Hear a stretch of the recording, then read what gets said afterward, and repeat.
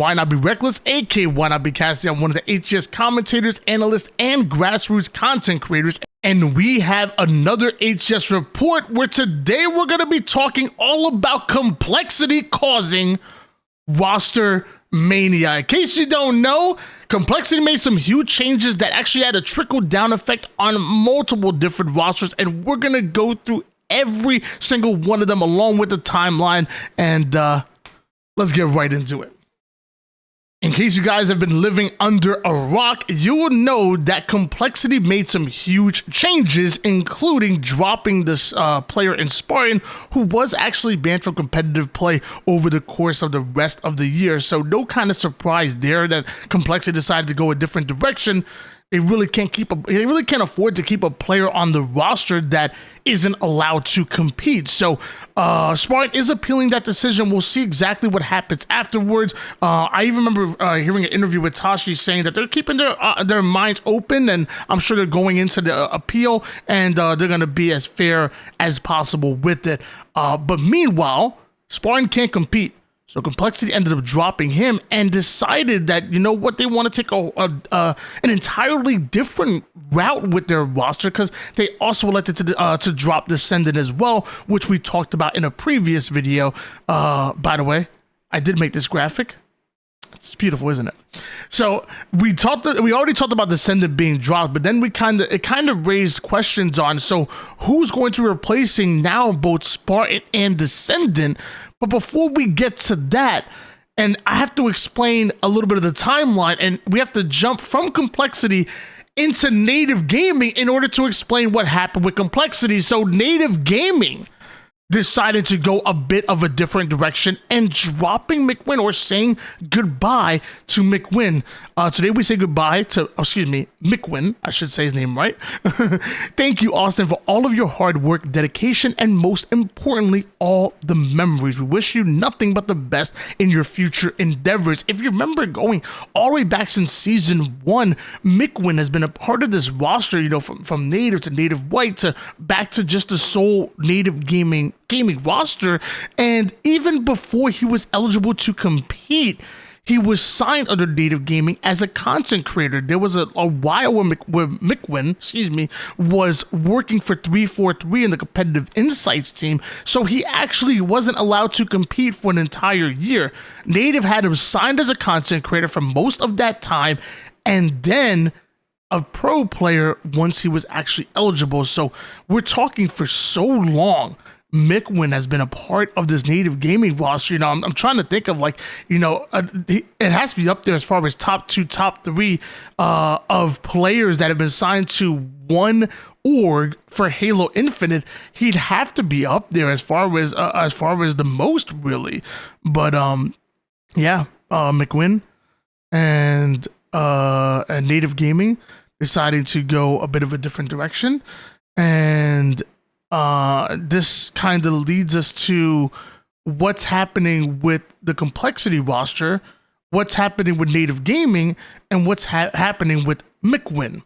Well, we do see that a roster going by the name of Incognito signed up for the HCS Open. Actually, on the next video, we're going to be doing a bracket breakdown with Uzi of Scion Esports. But during this tournament, we kind of got a little bit of a glimpse of what a lot of these rosters can look like, including Incognito. You have Barcode and Gilkey, who are now the core of Native Gaming, and joining them are Descendant and King Nick. Now, mind you, we do know McWin,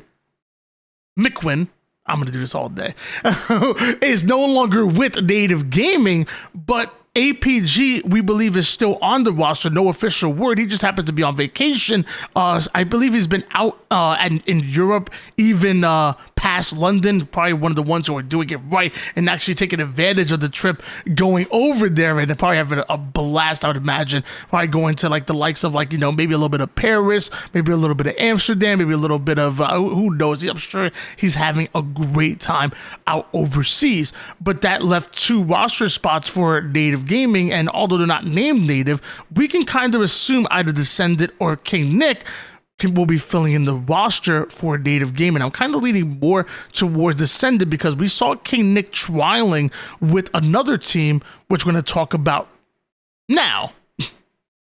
So that brings us to complexity now. I know, try to follow me a little bit here. We talked about complexity, we talked about native, and now we could talk about complexity again. When remember, it was YNOT, Huss, Rain coming out of retirement, and then a mystery fort who was playing on a Smurf all through scrims. We made a video about that as well, but we didn't know exactly who that Smurf was, but the very next day, playing in a $5,000 Forge Hub tournament was K-Nick with complexity, which kind of led us to believe, oh, maybe it's K-Nick. Obviously, Ryan and K-Nick and Rain have a past on that United roster long ago. And even though Ryan wanted to drop K-Nick from that roster, you know, stuff like that happens all the time. Like sometimes it works, sometimes it doesn't. So we see teams, you know, come together, get dropped, and come back together constantly. In fact, Ryan Noob and Sparta have now teamed twice within Halo Infinite's life cycle, which they were kind of one of the biggest rivalries that we've had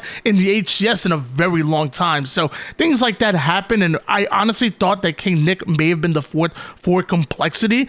It just made sense to me. I feel like King Nick has been playing great, especially since the switch over from the BR to the Bandit. I'm looking at Rain, Ryan Noob, and Huss, and I'm like, okay, well, these are, you know, players that are kind of like supportish type of players, great communication, all that good stuff. So to me, it kind of made sense that King Nick would be a part of the roster until this roster move happened. Because then I was like, well, hold on.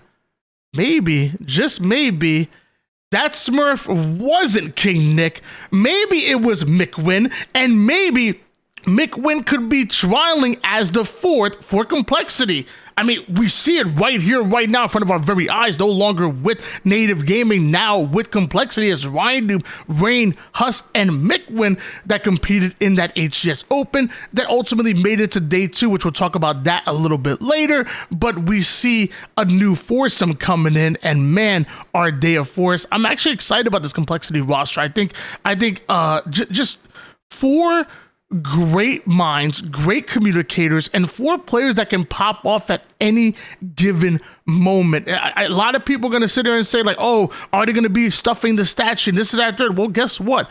You know, Ryan coming fresh off of you know, a win on the free for all. McWin has been that guy as far as a main slayer in the past. Like, these guys have pop off potential in the slayers, but I think more importantly, it's going to be that teamwork and that readiness, that preparedness that this team is going to come through consistently, that's going to really carry this team forward. I'm actually excited for this complexity roster because I feel like a lot of people are going to undervalue them, and that's going to just create a great opportunity for complexity to prove a lot of people wrong.